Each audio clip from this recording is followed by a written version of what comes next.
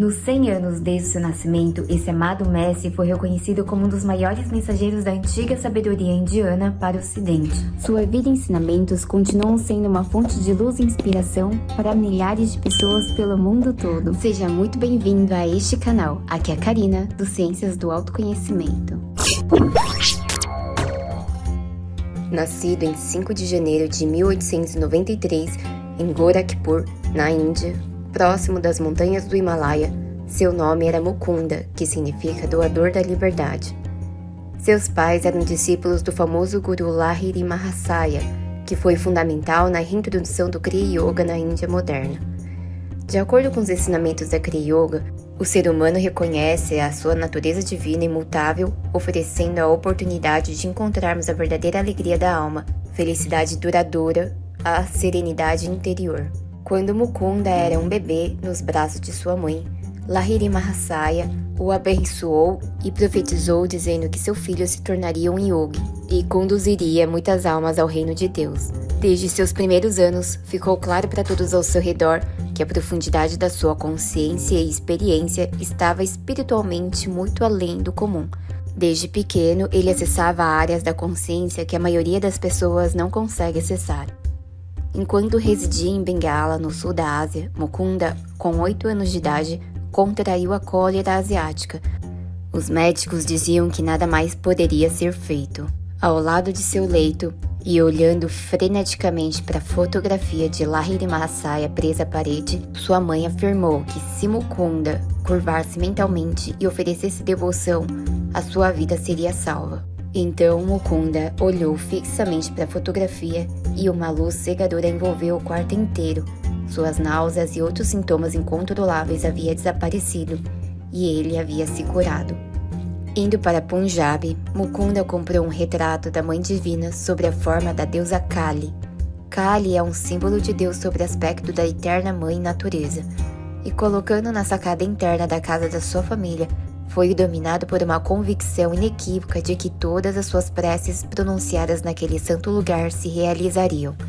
Certo dia, no pé da sacada, Mukunda observava 2 meninos empinando pipas sobre o telhado de 2 edifícios vizinhos. Sua irmã, questionando do porquê estava tão quieto, Mukunda respondeu quão maravilhoso seria se a Mãe Divina lhe desse tudo o que pedisse. E em tom de sarcasmo, sua irmã afirmou se ela não lhe daria aquelas 2 pipas. Então Mukunda questionou do porquê não. Começou a orar em silêncio. Do outro lado da viela, os competidores começaram o combate.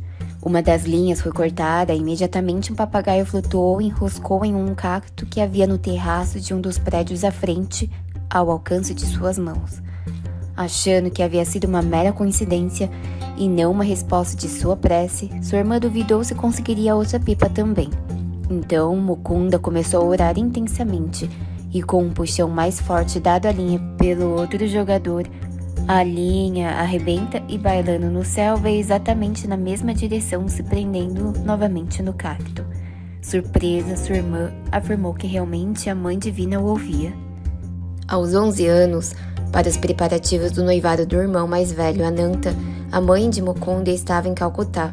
Mukunda e seu pai ficaram sozinhos em Bareilly, ao norte da Índia. Pouco antes do grande dia, porém, Mukunda teve um mau presságio. À meia-noite, enquanto ele dormia ao lado do pai, foi acordado, as cortinas se abriram e ele viu a figura de sua mãe, dizendo que se quisesse vê-la pela última vez, deveriam pegar o primeiro trem da madrugada. Desesperado, Mukunda foi acordar seu pai, dizendo que sua mãe estava morrendo. Seu pai, não acreditando, achando apenas que eram alucinações, não atendeu seu pedido. Na manhã seguinte, receberam um telegrama explícito de que sua mãe estava gravemente enferma e que viessem imediatamente. Quando chegaram à casa de Calcutá, foram defrontados com o mistério da morte. Aos 14 meses depois da partida da sua mãe, Ananta, seu irmão, entregou uma caixinha dizendo ter sido deixado por sua mãe antes de ela falecer, relatando alguns fenômenos extraordinários acontecidos após o seu nascimento. Em uma certa manhã, quando viviam em Lahore, receberam a visita de um sadhu, que insistia em ver Mukunda. Ao vê-lo, Sadhu disse que a permanência dela não seria longa e que deveria se apossar de um amuleto de prata que se materializaria em suas mãos no dia seguinte enquanto estivesse meditando, e que antes de seu leito de morte deveria instruir ao seu filho mais velho, Ananta, para que guardasse o amuleto durante 1 ano e então entregasse a Mukunda. Ele entenderia o significado do talismã, proveniente de grandes seres, dizendo que ele receberá o amuleto na época em que estiver pronto para renunciar a todas as esperanças mundanas e começar uma vida em busca de Deus, depois de haver conservado um amuleto por vários anos, e quando este já estiver servido, seu propósito desaparecerá. Sem aceitar nenhuma oferenda, ele abençoou e partiu.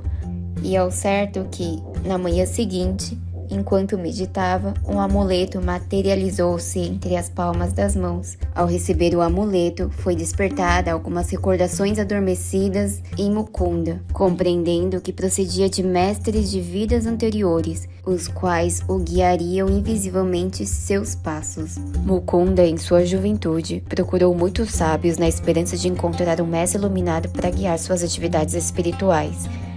Em 1910, aos 17 anos, conheceu o venerável guru Swami Sri Yukteswar e se tornou seu discípulo.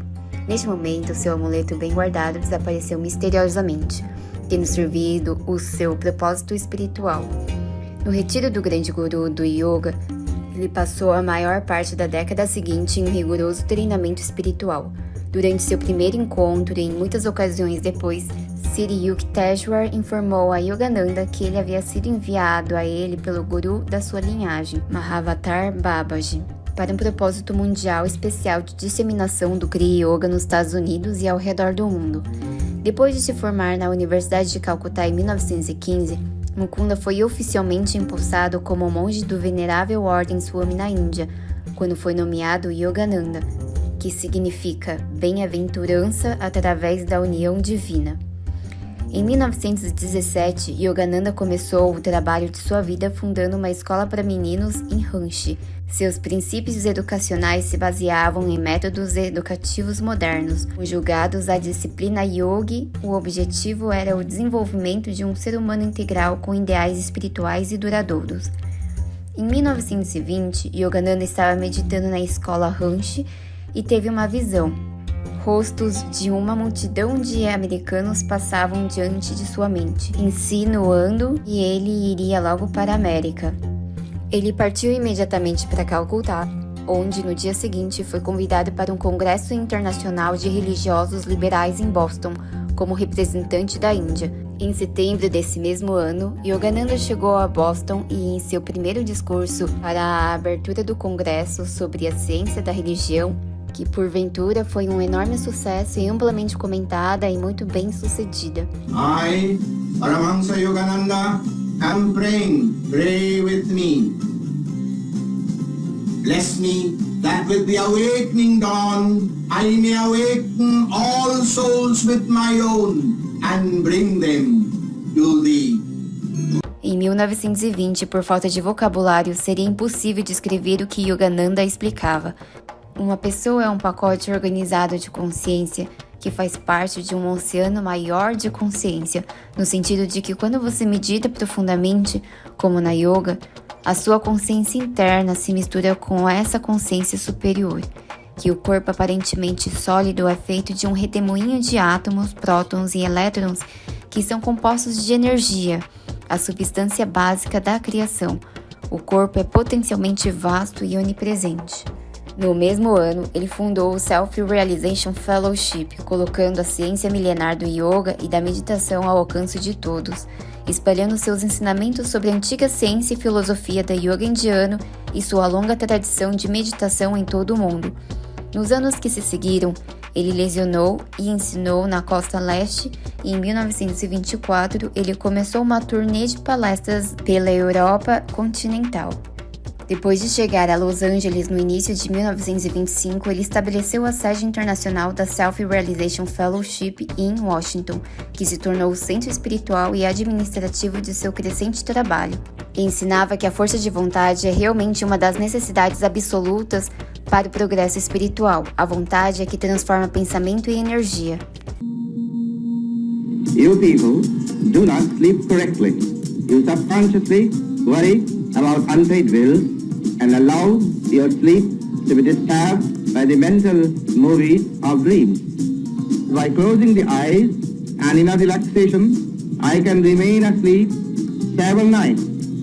And by opening the eyes and recharging the body, I can keep awake several days.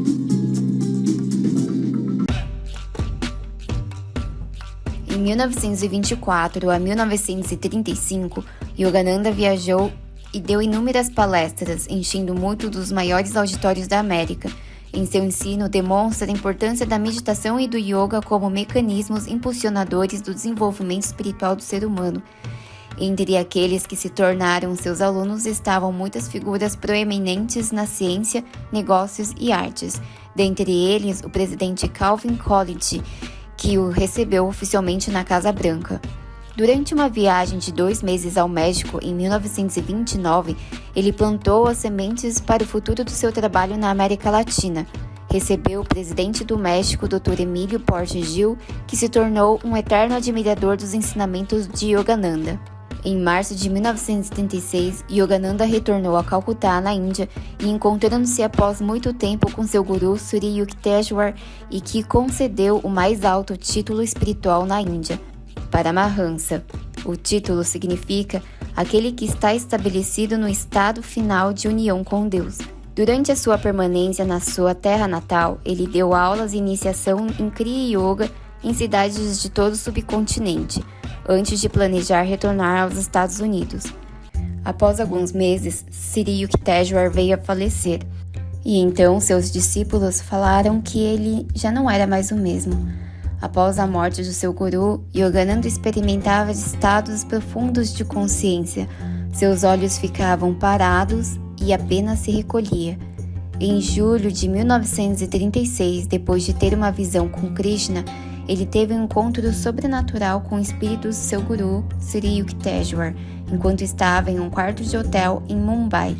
Durante a experiência, Sri Yukteswar explicou que agora servia como um guia espiritual em um planeta no alto astral e expôs verdades em detalhes profundos sobre o reino astral, planetas astrais e a vida após a morte, o estilo de vida, habilidades e níveis variados de liberdades dos seres astrais, o funcionamento do karma, vários corpos superfísicos do homem e como ele trabalha através deles, dentre outros tópicos metafísicos.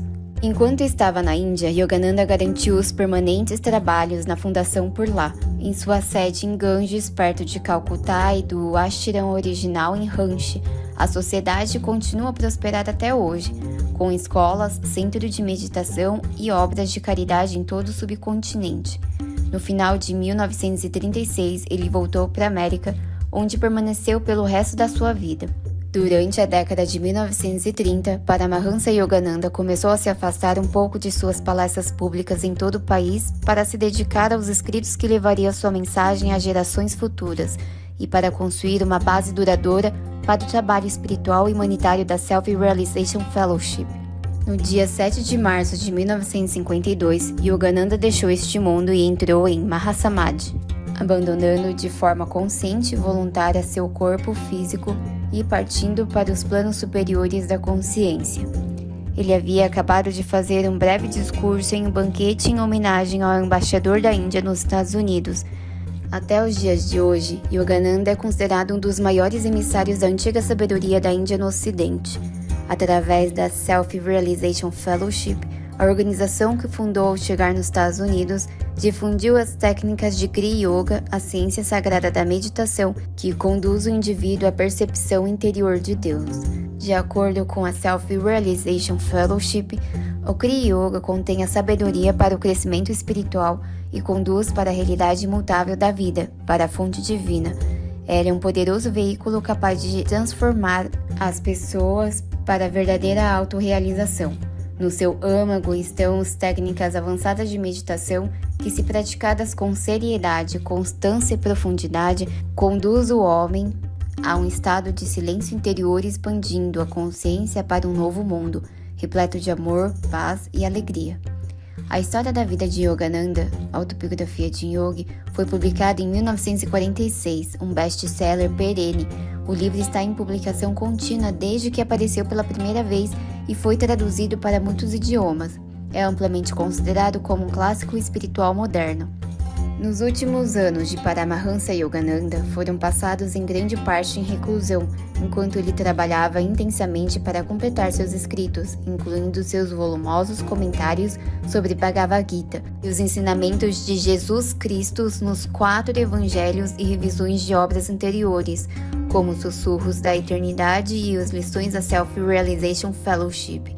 Ele também trabalhou extensivamente com alguns outros de seus discípulos mais próximos, transmitindo a orientação espiritual e organizacional que os capacitaria a continuar seu trabalho mundial depois que ele se fosse.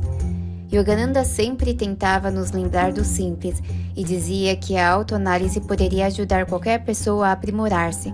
O caminho deve ser de volta à essência, então saiba que todas as respostas estão dentro de você. Para ele, se quiser ser bom, analise-se e desenvolva as virtudes que existem em você. Enfatize a luz e não existirá mais escuridão. Estude, medite e faça o bem para os outros. Raios jubilosos da alma podem ser percebidos quando você interioriza a sua atenção.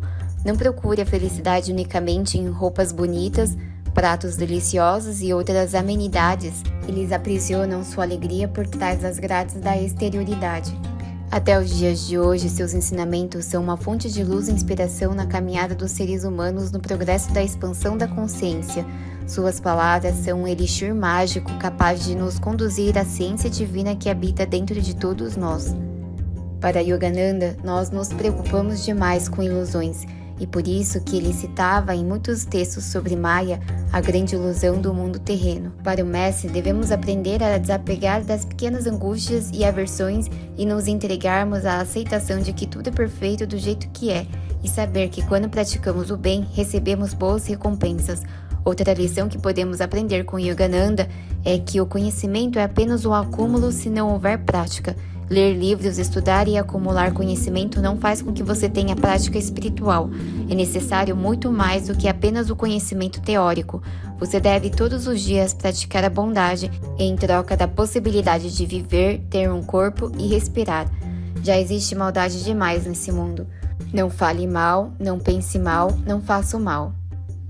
Por fim, uma frase de Yogananda para nunca esquecer: alimente apenas amor em seu coração.